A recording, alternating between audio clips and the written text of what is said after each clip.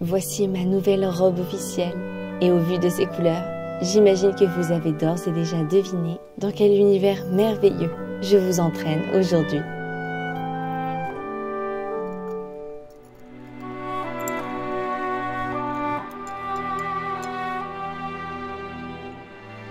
Alors je vous invite à savourer la magie de Noël.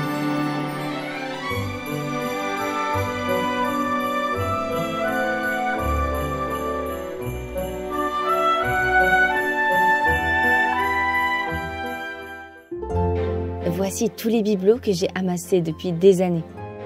Il y en a qui ont été achetés ou chinés. Certains ont été faits main et d'autres m'ont été offerts. Je me suis amusée à assembler tout cela ici et c'est déjà tout un univers. Un de mes moments préférés, le changement de mes rideaux.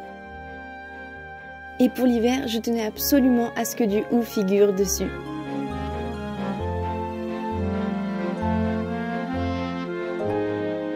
Vous l'aurez compris, le tartan et le hou font partie des éléments de base de ma décoration de Noël, pour une ambiance vintage et traditionnelle, hors du temps.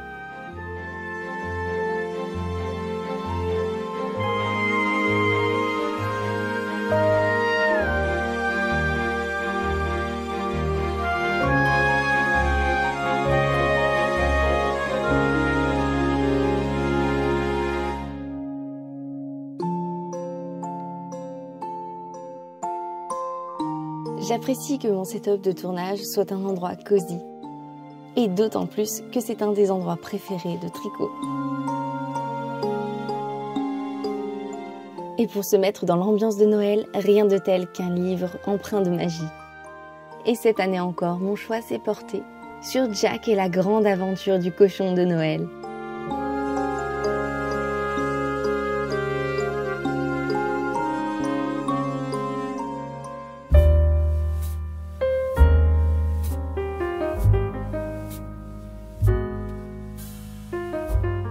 Voici quelques éléments de décoration dont je vous parlerai un petit peu plus tard.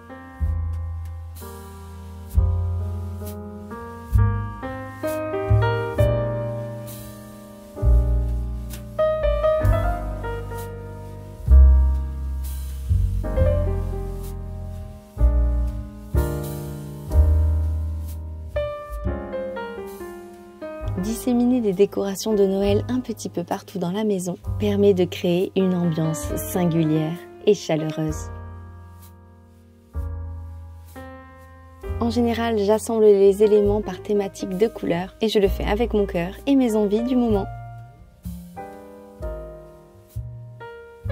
Je me suis rendu compte que j'adorais faire des plateaux de décoration dans une thématique particulière. C'est un tout petit espace qu'il faut s'amuser à décorer comme le ferait un fleuriste avec une composition florale.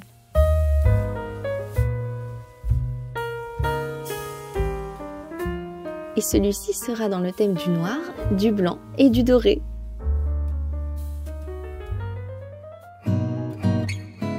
J'ai ensuite continué mon projet au crochet, dont je vous mets le tuto en description. Je l'ai débuté au début du mois de décembre et je ne serais pas étonnée de ne pas le terminer cette année, à vrai dire. Je me dis que ce sera comme un cadeau à moi-même que je me ferai pour ma décoration de Noël prochain. Je ne sais pas encore bien s'il s'agira simplement d'un plaid ou si je vais m'emballer jusqu'à faire une couverture. Et c'est ça que j'apprécie tout particulièrement dans ce projet. Comme je vous l'ai dit, je vais vous montrer quelques articles que j'ai trouvés en brocante ou en dépôt-vente il y a peu de temps. On va commencer avec ces super jolies bottes et moi j'ai trouvé que ça faisait vraiment bottes du Père Noël. Je sais pas si c'était le but à l'origine, elles sont parfaites pour pouvoir planter le blé dedans pour la Sainte Barbe. Comme le Père Noël a 2 pieds, j'en ai 2. Bon, par contre dessus il y a eu de la peinture qui a été rajoutée par, je pense, le précédent propriétaire. Je suis pas hyper fan, donc je vais voir si j'arrive à gratter ça. Si j'ai le temps de faire quelque chose dessus, je le ferai cette année et sinon ça sera l'année prochaine. Je connaissais quelqu'un qui se séparait de ce petit vase, du coup j'en ai hérité et je suis super contente parce que je trouve que ça peut convenir à la déco de n'importe quelle saison, étant donné que c'est blanc. Selon ce qu'on met dedans, ça peut totalement s'accommoder avec n'importe quelle décoration. Cette année, j'ai décidé de mettre dedans des éléments naturels bombés de doré que j'avais depuis très longtemps, mais je pense que pour Noël, du hou ou bien des herbes séchées dans les tons rouges et verts par exemple pourrait très bien convenir aussi. Ensuite, j'ai eu un coup de cœur pour ce tissu. Je me demande si à l'origine c'était pas une sorte de set de table. En tout cas, je trouvais que les tons de couleurs faisaient trop penser à Noël sur le thème de la Provence. Et j'ai trouvé ça super mignon avec les deux petits personnages. Ça a dû me coûter 1 ou 2 euros, même pas, donc voilà, j'en étais super contente et je trouvais que ça pouvait très bien convenir pour une décoration sur le thème de Noël. Je vais terminer avec des objets en céramique, dont ce petit coffre pour lequel j'ai eu un vrai coup de cœur. Hop, il s'ouvre comme ça et on dirait un livre en fait. Voilà. Il a été peint à la main, j'aime beaucoup les couleurs. Pourquoi pas un jour le reprendre pour essayer de le travailler un petit peu plus. Mais moi je le trouve déjà super joli comme ça, les couleurs me conviennent. Pour moi le doré, le rouge, le vert, le blanc aussi, c'est tout à fait dans le thème de Noël. Donc j'étais trop contente de tomber dessus. Et voilà mon petit village de Noël pour cette année. À l'origine, ce sont des photophores. On est censé mettre une bougie chauffe-plat ou une bougie à pile dedans. Et ça permet par les petites fenêtres, par exemple, de diffuser de la lumière. Je trouve ça super mignon. J'ai vraiment craqué, surtout sur cette petite chaumière qui est trop mignonne. En plus, il y a écrit Toys dessus, donc on peut s'imaginer que c'est un petit magasin de jouets de Noël. Donc je trouve ça très choupi, très choupi. Ensuite, j'ai beaucoup apprécié la forme de celle-ci. Bon, il y a écrit gendarmerie dessus. Pareil, je pense que c'est comme le petit livre en céramique. Ça a été peint à la main, donc pourquoi pas les reprendre pour que les couleurs me plaisent encore plus. Et à la place, j'aurais bien imaginé peut-être bibliothèque, pourquoi pas boulangerie ou une thématique qui me plaît plus que gendarmerie. Et la dernière, c'est la gare qui, je pense, restera la gare. Ça aurait pu être l'école aussi.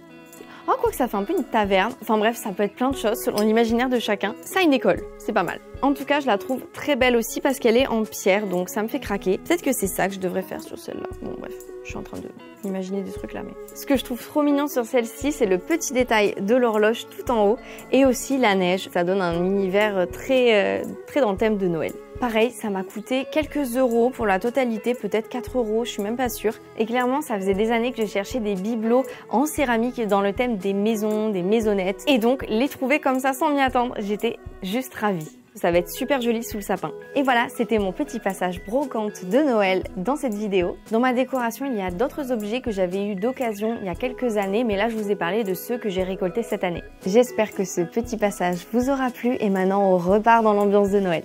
Je tenais à vous proposer quelque chose que je fais depuis maintenant plusieurs années. Ce sont des paquets cadeaux réutilisables, aussi bien utiles pour un calendrier de l'Avent fait maison que pour le soir de Noël. On peut faire des pliages un petit peu complexes, tout comme un emballage assez simple. Ce paquet avait par exemple été conçu à partir de cette boîte que j'avais récupérée. Voici des exemples d'emballage. Des papiers cadeaux. Personnellement, j'ai chez moi une boîte dans laquelle je conserve tous les emballages de cadeaux que l'on m'offre et que j'apprécie. Ce sont donc de vieux emballages, mais ils tiennent tout à fait la route. Et j'ai fait la petite folie d'en acheter quelques-uns neufs, car je sais que ces paquets cadeaux me serviront plusieurs années et non pas juste une fois. Il faut savoir que j'ai utilisé la colle que j'avais sous la main et que je n'ai pas eu beaucoup de temps pour créer ces emballages de Noël. Donc dites-vous qu'avec le bon matériel et plus d'applications, votre résultat pourrait bien être encore plus beau que le mien. Si comme moi vous vous lancez dans des emballages réutilisables, n'hésitez pas à me partager vos créations sur Instagram. On s'amuse à les créer seul ou en famille avant Noël. Et après les fêtes, il suffit de les renvoyer au lutin pour que l'année prochaine, le Père Noël puisse nous apporter nos cadeaux emballés dans les paquets que nous aurons créés cette année. Une activité juste adorable et magique. Le moment que j'attendais avec le plus d'impatience était celui-ci.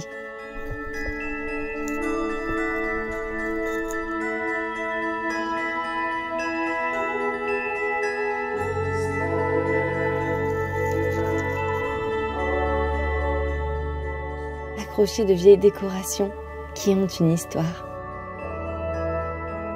me rappellent des souvenirs et des proches.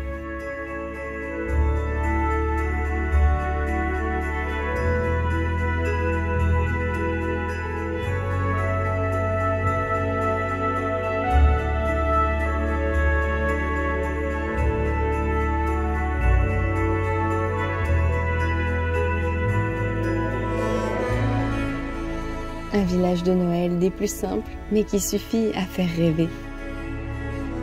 Des cadeaux au pied du sapin pour le calendrier de l'Avent.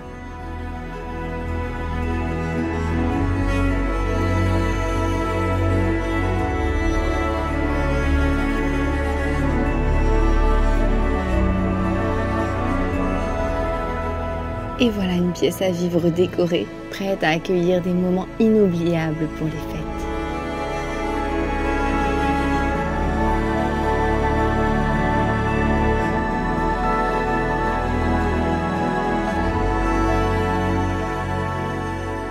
Un détail de 3 fois rien, mais qui, je l'espère, réchauffera le cœur des promeneurs.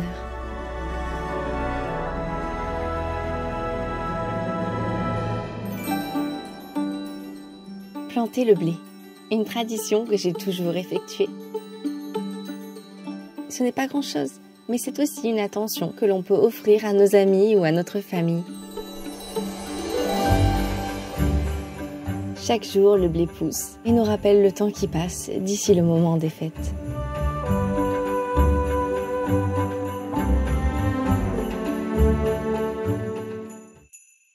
J'ai eu envie de profiter de cette vidéo pour aborder avec vous une thématique que j'apprécie particulièrement, qui est les tenues et les vêtements de Noël. Derrière moi, vous pouvez donc voir plein de petits vêtements. Donc mes couleurs de Noël, c'est les couleurs assez classiques qui sont le rouge et le vert évidemment, le blanc pour le côté neige, le noir qui s'accommode et le marron aussi pour faire des tons neutres, et des fois le doré ou l'argenté. Cette année, je me suis inspirée de Cocon Vert qui, dans ses vidéos, propose des capsules de vêtements. Si vous ne savez pas ce que c'est, je vous propose d'aller visiter son univers qui est d'une extrême douceur, ça déborde de créativité et c'est vraiment une ambiance super cosy, donc je vous le recommande grandement. Et donc cette année, pour l'automne, je me suis approprié son principe de capsule. En gros, le principe, c'est d'extraire des vêtements de sa garde-robe qui sont sur une thématique, donc par exemple l'Halloween, le printemps, l'automne, l'été, Noël, enfin n'importe quelle thématique, et de les mettre un petit peu de côté pour pouvoir y avoir accès beaucoup plus facilement et donc se prendre beaucoup moins la tête quand on doit s'habiller. Personnellement, j'adore avoir les vêtements de toute l'année dans ma garde-robe, donc ma façon à moi de faire cette capsule-là, c'est juste d'avoir rassemblé tous mes vêtements qui sont dans les couleurs et les thématiques de Noël. Je les mets sur une étagère dédiée et comme ça, je n'ai qu'à m'approcher de cette étagère et je sais que pour tout le mois de décembre, j'ai tout ce qu'il me faut. Et si vraiment j'ai envie d'aller chercher d'autres vêtements, d'autres accessoires ailleurs, j'ai quand même toute ma garde-robe de disponible. Donc voilà, c'est ma façon de faire. Cette méthode vous inspirera peut-être. C'est vrai que ça simplifie pas mal les choses. Et maintenant, je voudrais vous proposer quelques-unes de mes tenues de Noël préférées pour que vous voyez un petit peu les façons dont on peut accommoder différents types de vêtements pour qu'un simple vêtement devienne une tenue un peu plus stylisée et qu'on rentre réellement dans l'ambiance de Noël. Et dites-moi votre tenue préférée en commentaire. C'est parti! Voici la robe que je porte aujourd'hui. Elle a une coupe vintage et très agréable à porter et son motif tartan convient particulièrement bien en cette période.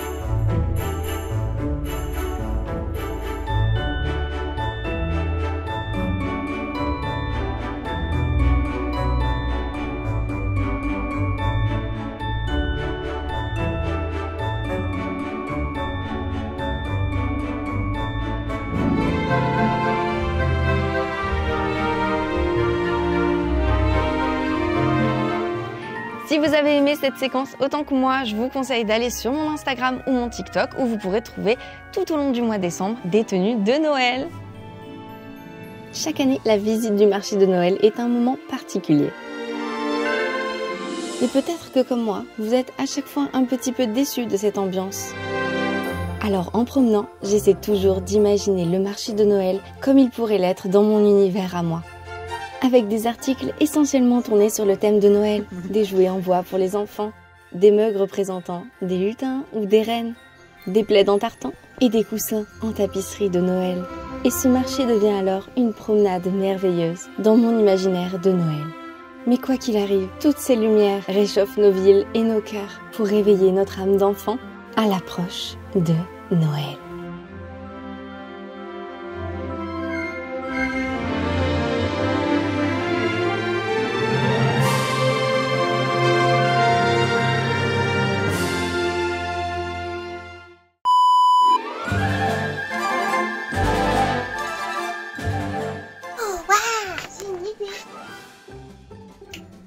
Oh, qu'il est beau, lui.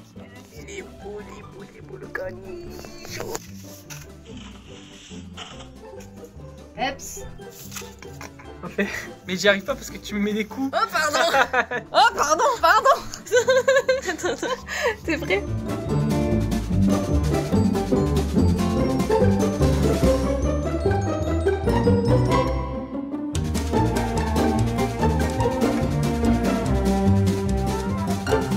Allô? Oui? Oui. Ah, le Père Noël! C'est dans la boîte ou quoi? Un mini fête pour mini caniche. J'ai eu un cil dans l'œil d'un coup, j'ai fait... C'est quoi?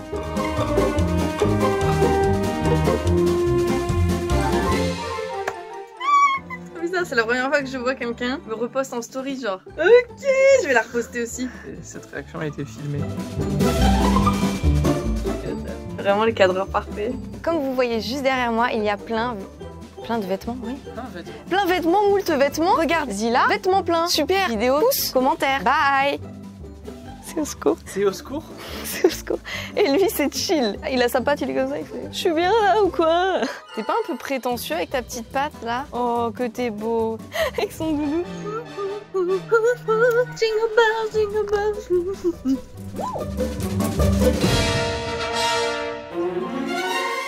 Ah, le vieux lutin, quoi. Le lutin de Noël.